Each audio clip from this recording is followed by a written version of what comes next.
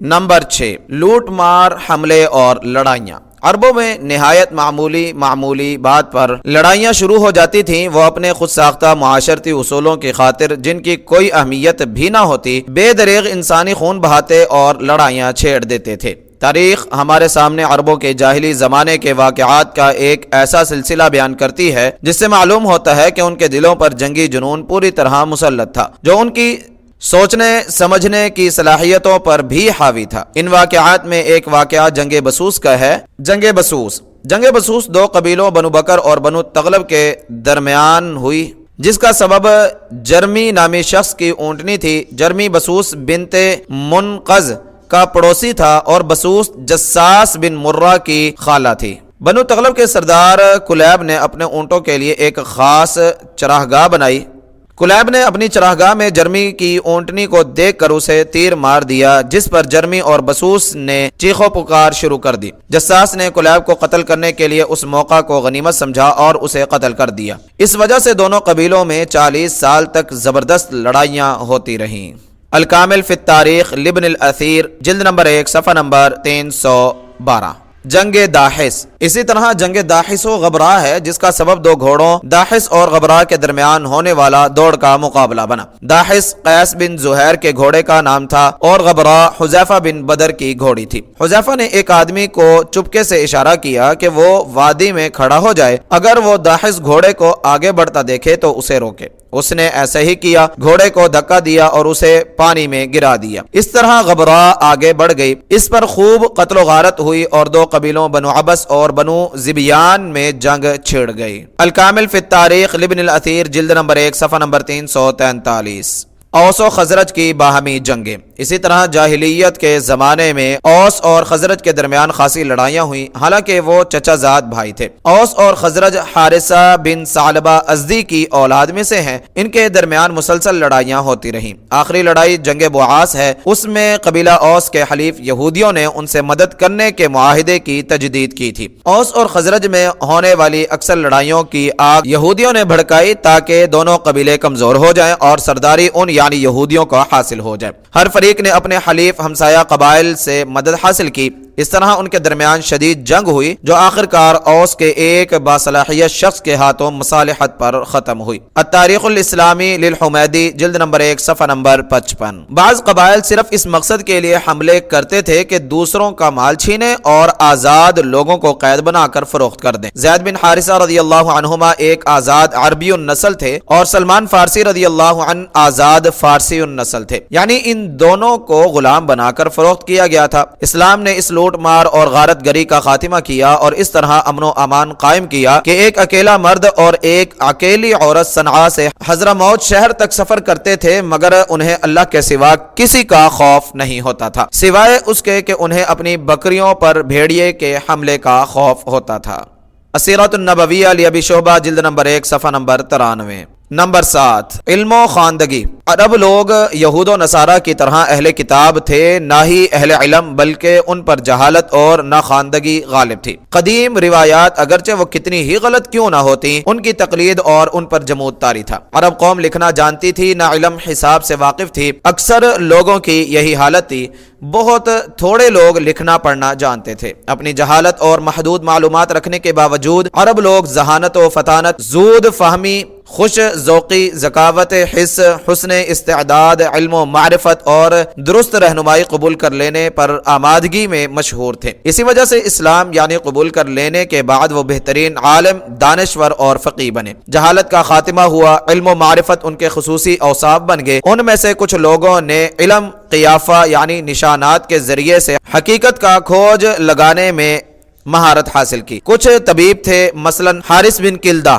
ان کی طب کی بنیاد روزمرہ زندگی سے حاصل ہونے والے تجربات تھے۔ السیرۃ النبویہ لابی شعبہ، جلد نمبر 1، صفحہ نمبر 93۔ اخلاقی حالت۔ عربوں کے اخلاق اچھے نہیں تھے، شراب اور جوئے کے رسیاء تھے، قافلوں پر حملے اور لوٹ مار، عصبیت، ظلم، خون ریزی، جذبہ انتقام کی تسکین، مال غصب کر لینا، یتیموں کا مال کھانا، سودی لین دین، چوری اور زنا جیسے جرائم عام تھے۔ یہ بات بھی ملحوظ رہنی چاہیے کہ زنا صرف لونڈیوں میں تھا یا خاص قسم کی ان بدکار عورتوں میں تھا جنہوں نے اپنے گھروں پر علامتی جھنڈے لگائے ہوئے ہوئے تھے۔ آزاد عورتوں میں یہ مرض بہت شاذ و نادر تھا۔ اس کی بہترین دلیل یہ ہے کہ جب فتح مکہ کے بعد نبی کریم صلی اللہ علیہ وسلم نے عورتوں سے اس بات پر بیعت لی کہ وہ اللہ کے ساتھ کسی کو شریک نہیں ٹھہرائیں گی، نہ چوری کریں گی اور نہ زنا کریں گی، تو ابو سفیان رضی اللہ تعالی عنہ کی بیوی ہند بنت عتبہ رضی اللہ عنہا نے کہا، کیا آزاد عورت بھی زنا کر سکتی ہے؟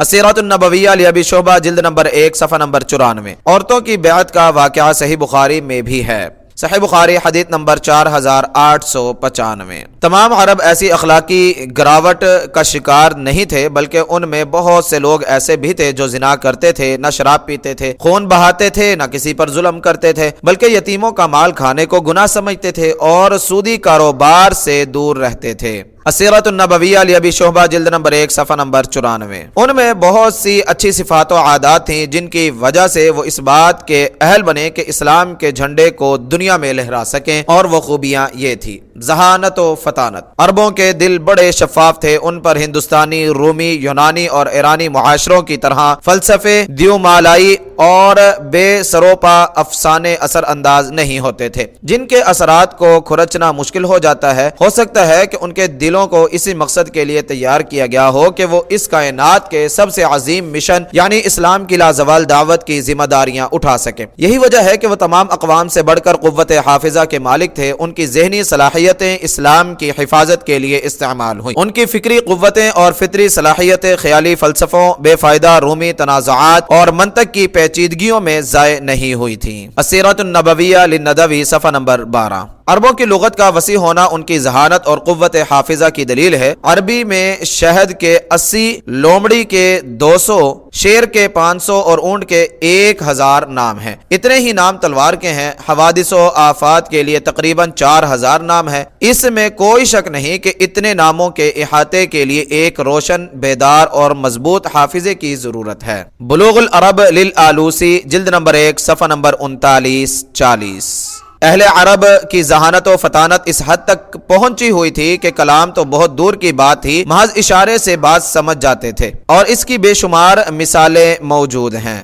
مدخل لفہم السیرہ للدکتور یحییٰ الیحییٰ صفحہ نمبر 79-80۔ جود و سخا یہ عربوں کا بنیادی وصف تھا۔ اگر کسی شخص کے پاس صرف ایک ہی اونٹنی ہوتی تو مہمان کی آمد پر اسے ذبح کر دیتا۔ بعض لوگ انسانوں کو تو کیا جنگلی جانوروں اور پرندوں کو بھی کھلاتے تھے۔ حاتم طائی کی سخاوت زبان زد عام تھی اور اس کی مثالیں بیان کی جاتی تھیں۔ السیرۃ النبویہ لابی شعبہ جلد نمبر 1 صفحہ نمبر 95۔ بہادری، مردانگی اور دلیری۔ عرب لڑائی کی موت کو باعث فخر اور بستر پر آنے والی موت کو باعث ذلت سمجھتے تھے۔ ایک شخص کو جب اس کے بھائی کے قتل کی خبر ملی تو اس نے کہا، اگر وہ قتل ہو گیا ہے تو کوئی نئی بات نہیں، اس کا باپ، بھائی اور چچا بھی قتل ہوئے تھے۔ اللہ کی قسم، ہم میں سے کوئی بھی طبعی موت نہیں مرتا، ہم تو نیزوں کی انیوں اور تلواروں کے سائے میں مرتے ہیں۔ ہمارا کوئی سردار طبعی موت نہیں مرا، اور نہ کبھی ایسا ہوا ہے کہ ہم میں سے کوئی شخص ہو اور اس کا قصاص نہ لیا جائے۔ ہمارے خون تلواروں کی دھار پر بہتے ہیں، تلواروں کی دھار کے سوا کسی اور چیز پر نہیں بہتے۔ اہل عرب چادر، چار دیواری اور عزت و ناموس کی حفاظت پر کسی چیز کو مقدم نہیں سمجھتے تھے، اور اس مقصد کے لیے اپنی جانیں بھی قربان کر دیتے تھے۔ مشہور شاعر عنترہ کہتا ہے، وہ مجھے یوں مرنے سے ڈرانے لگی جیسے میں مرنے سے دور ہوں۔ میں نے اسے جواب دیا کہ بے شک موت ایک ایسا گھاٹ ہے جس کا پیالہ مجھے ضرور پلایا جائے گا۔ تیرا باپ نہ رہے تو اپنی حیا کو تھام کر رکھ اور جان لے کہ میں اگر قتل نہ بھی کیا جاؤں تو بھی موت ضرور آنی ہے۔ دیوان عنترہ للفاروق الطباع صفحہ نمبر 252۔ وہ مزید کہتا ہے، مجھے ذلت کے ساتھ آب حیات نہ پلا بلکہ عزت کے ساتھ یعنی کڑوا اندرائن کا پیالہ پلا دے، میں بخوشی پی لوں گا۔ ذلت کے ساتھ آب حیات پینا ایسے ہے جیسے جہنم میں جلنا، اور اگر جہنم میں عزت محفوظ ہو تو جہنم بہترین جگہ ہے۔ دیوان عنترہ لفاروق الطباع صفحہ نمبر 82۔ عرب لوگ فطری طور پر دلیر اور خوددار تھے۔ وہ اس بات کو ناپسند کرتے تھے کہ طاقتور کسی کمزور، عاجز، بوڑھے یا صنف نازک پر زیادتی کرے۔ اگر کوئی ان سے مدد طلب کرتا تو اس کی مدد کرتے، اور پناہ لینے والے کو بے یار و مددگار چھوڑ دینا کمینگی سمجھتے تھے۔ حریت پسندی اور ذلت و ظلم سے نفرت۔ ایک عربی فطری طور پر آزادی سے عشق کی حد تک محبت کرتا تھا، اسی کے لیے اس کا جینا اور مرنا تھا۔ وہ آزاد فضا میں اس طرح نشو نما پاتا کہ کہ اس پر کسی کا تسلط نہ ہوتا، وہ اس بات کو ناپسند کرتا کہ ذلت والی زندگی گزارے یا کوئی اس کی عزت و ناموس پر ہاتھ ڈالے، ساری زندگی تکلیفوں میں گزارنی پڑے۔ السیرۃ النبویہ لابی شعبہ جلد نمبر 1 صفحہ نمبر 95۔ عرب لوگ ذلت قبول نہیں کرتے تھے، ذرا سی بے قدری اور توہین یا ذلت ان کے لیے ناقابل برداشت ہوتی تھی۔ اس کی ایک مثال یہ ہے، سلطنت حیرا کا بادشاہ عمر بن ہند اپنے ہم نشینوں میں بیٹھا ان سے پوچھ رہا تھا کہ تم عربوں میں کسی ایسے شخص کو جانتے ہو جس کی ماں میری ماں کی خدمت کرنا پسند کرے؟ انہوں نے جواب دیا، ہاں، ایک غریب شاعر عمر بن کلثوم ہے، اس کی والدہ ایسی ہے۔ بادشاہ نے عمر بن کلثوم کو ملاقات کی دعوت دی اور اس کی والدہ کو بھی اپنی والدہ سے ملنے کی دعوت دی۔ بادشاہ نے اپنی والدہ سے یہ بات پہلے ہی طے کر لی تھی کہ کھانا کھانے کے بعد وہ عمر بن کلثوم کی والدہ سے کہے گی کہ تمہاری طرف جو پلیٹ پڑی ہے مجھے پکڑاؤ۔ چنانچہ جب اس نے عمر بن کلثوم کی والدہ سے یہ بات کہی تو اس نے جواب دیا کہ ضرورت مند خود اٹھ کر اپنی ضرورت پوری کرے۔ بادشاہ کی والدہ نے دوبارہ یہ بات کہی اور اصرار بھی کیا تو عمر بن کلثوم کی والدہ لیلا چلائی، اے بنو تغلب، مدد کے لیے آؤ۔ ہائے، میں ذلیل ہو گئی۔ اس کے بیٹے نے یہ سنا تو غصے میں تیزی سے دوڑا اور سائبان میں بادشاہ کی لٹکی ہوئی تلوار دیکھی۔ اس نے وہی تلوار لے کر بادشاہ عمر بن ہند کا سر تن سے جدا کر دیا اور بنو تغلب کو آواز دی۔ سب نے جو کچھ صاحبان میں تھا لوٹ لیا۔ پھر عمر بن کلثوم نے بادشاہ کی قوم کو مخاطب کرتے ہوئے کہا، اے عمر بن ہند کی قوم، ہم کیوں کر تمہارے بادشاہ کے غلام بنے؟ اے عمر بن ہند کی قوم، تم کس مقصد کے لیے ہمارے مخالفین کی بات مانتے ہو اور ہمیں حقیر سمجھتے ہو؟ تم ہمیں دھمکیاں دیتے ہو اور خوف زدہ کرتے ہو۔ باز آ جاؤ، ہم کب تمہاری ماں کے غلام یعنی خادم تھے؟ جب بادشاہ ہی لوگوں کو ذلیل کرنے لگ جائے تو ہم اس ذلت میں رہنا کبھی قبول نہیں کریں گے۔ شرح المعلقات للحسین الزوزنی صفحہ نمبر 196 تا 204۔ ایفائے عہد، صاف گوئی اور سچائی۔ عرب جھوٹ سے نفرت کرتے اور اسے عیب خیال کرتے تھے، وہ وفادار تھے، اسی لیے اسلام میں داخل ہونے کے لیے صرف زبان سے شہادت دینا کافی تھا۔ جھوٹ سے ان کی نفرت کی دلیل ابو سفیان اور شاہ روم ہرقل کا واقعہ ہے۔ ہرقل نے ابو سفیان سے رسول اللہ صلی اللہ علیہ وسلم کے بارے میں کئی سوالات پوچھے تھے، جبکہ قریش مکہ اور مسلمانوں کے درمیان کئی لڑائیاں ہو چکی تھی اور اب وہ حالت سلو میں تھے۔ ابو سفیان کہتا ہے کہ اگر مجھے یہ شرم نہ ہوتی کہ میری قوم کے جن لوگوں کو میرے پیچھے میری تکذیب یا تصدیق کرنے کے لیے بٹھایا گیا ہے وہ میری طرف جھوٹ کی نسبت کریں گے تو میں نبی کریم صلی اللہ علیہ وسلم کے بارے میں ضرور جھوٹ بولتا۔ صحیح بخاری حدیث نمبر 7۔ نعمان بن منذر نے عربوں کی وفاداری کے بارے میں ایران کے بادشاہ کسرا سے کہا تھا، ایک عرب اگر آنکھ کے اشارے ہی سے کچھ کہہ دے تو وہ ایسا عہد و پیمان بن جاتا ہے جسے موت ہی ختم کر سکتی ہے۔ ان میں سے کوئی ایک زمین سے لکڑی اٹھاتا تو یہی اس کے قرض کے لیے رہن بن جاتی ہے، اس کی رہن شدہ چیز کو غصب کرنے کی نوبت آ سکتی ہے، نہ اس کی امان کو توڑا جا سکتا ہے۔ اگر عرب کے کسی باشندے نے کسی کو پناہ دی ہو اور وہ اس سے دور ہو، اسی اثناء میں پناہ لینے والے پر کوئی زیادتی ہو جائے تو پناہ دینے والے کو اس وقت تک چین نہیں آتا جب تک وہ تکلیف کا باعث بننے والے قبیلے کو ختم نہ کر دے، یا اس کا اپنا قبیلہ انتقام لیتے لیتے فنا ہو جائے کہ اس کی امان کو توڑا کیوں کیا ہے۔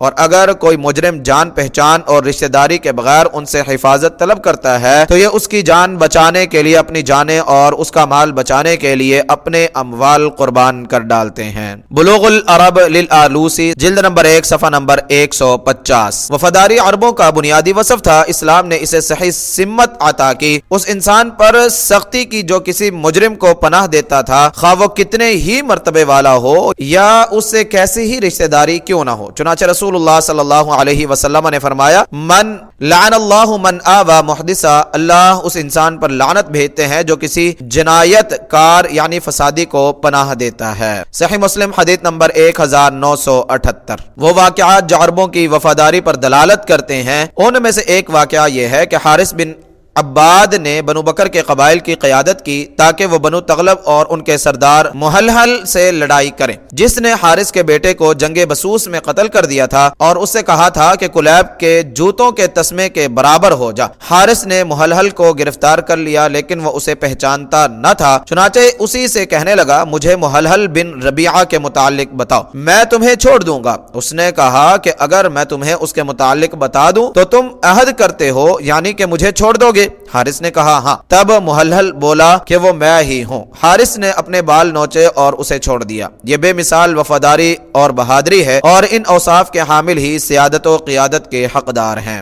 مدخل لفہم السیرہ للدکتور یحییٰ الیحییٰ، صفحہ نمبر 91۔ عربوں کی وفاداری کا ایک منفرد واقعہ یہ بھی ہے کہ جب نعمان بن منذر نے اپنی بیٹی کی شادی کسریٰ کے ساتھ کرنے سے انکار کیا تو اسے اپنی جان کا خوف محسوس ہوا۔ وہ اپنا اسلحہ اور قیمتی اشیاء ہانی بن مسعود شیبانی کے حوالے کر کے کسریٰ کے پاس چلا گیا۔ اس نے اسے پکڑ لیا اور ہانی کو پیغام بھیجا کہ نعمان کی تمام امانتیں میرے حوالے کر دو۔ اس نے انکار کر دیا۔ کسریٰ نے ہانی سے جنگ کرنے کے لیے لشکر بھیجا تو اس نے اپنی قوم بنو بکر کو جمع کیا اور ان سے خطاب کرتے ہوئے کہا، اے آل بکر، مجبوری کی حالت میں مر جانے والا اس بھگوڑے سے اچھا ہوتا ہے جو اپنی جان بچا لے۔ احتیاط تقدیر سے نہیں بچا سکتی، یعنی تکلیف پر صبر کامیابی کے اسباب میں سے ہے۔ موت ذلت سے بہتر ہے، موت کو سینے سے لگانا اس سے بہتر ہے کہ وہ پیچھے سے آ لے۔ پشتوں پر نیزوں کے زخم لگوانے کی نسبت سینوں پر زخم لگوانے میں زیادہ عزت ہے۔ اے آل بکر، جنگ میں کود پڑو، موت سے چھٹکارا ممکن نہیں۔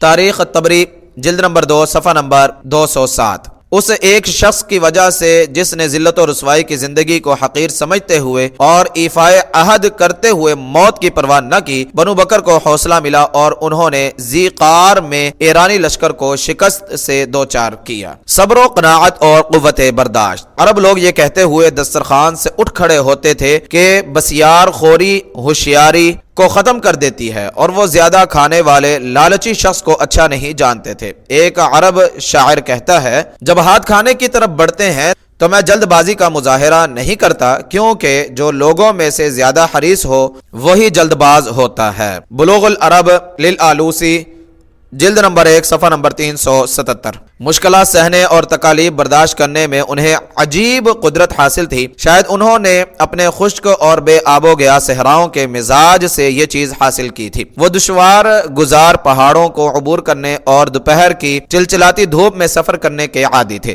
وہ گرمی سے متاثر ہوتے نہ سردی سے، دشوار گزار راستوں سے نہ طویل سفروں سے، اور بھوک سے نہ پیاس سے، اور جب وہ حلقہ بگوش اسلام ہوئے تو انہوں نے صبر و تحمل کی بہترین مثالیں قائم کی۔ وہ معمولی چیز پر راضی ہو جاتے تھے، کمر سیدھی رکھنے کے لیے چند کھجوروں اور حلق تر رکھنے کے لیے پانی کے چند گھونٹوں کے ہوتے ہوئے ایک عربی کئی دن تک سفر جاری رکھتا۔ السیرۃ النبویہ لابی شعبہ جلد نمبر 1 صفحہ نمبر 96۔ جسمانی قوت اور بلند حوصلے۔ عرب حوصلے کی بلندی اور دل کی مضبوطی کے ساتھ جسمانی قوت و بہادری میں بھی معروف تھے۔ جب روحانی اور جسمانی قوتیں یکجا ہو جائیں تو پھر عجیب و غریب نتائج برآمد ہوتے ہیں، اور ان کے اسلام قبول کرنے کے بعد یہی کچھ ہوا۔ معاف کر دینے اور پناہ دے کر حفاظت کرنے کے اوصاف۔ عرب اپنے مخالفین اور ہمسروں کو مقابلے کی دعوت دیتے تھے، پھر جب ان پر دسترس حاصل کر لیتے تو انہیں معاف کر دیتے اور چھوڑ دیتے تھے۔ وہ زخمیوں کو مارنے سے اجتناب کرتے، ہمسائیگی کے حقوق کا خیال رکھتے، خاص طور پر چادر اور چار دیواری کا تحفظ کرتے تھے۔ ان کا شاعر کہتا ہے،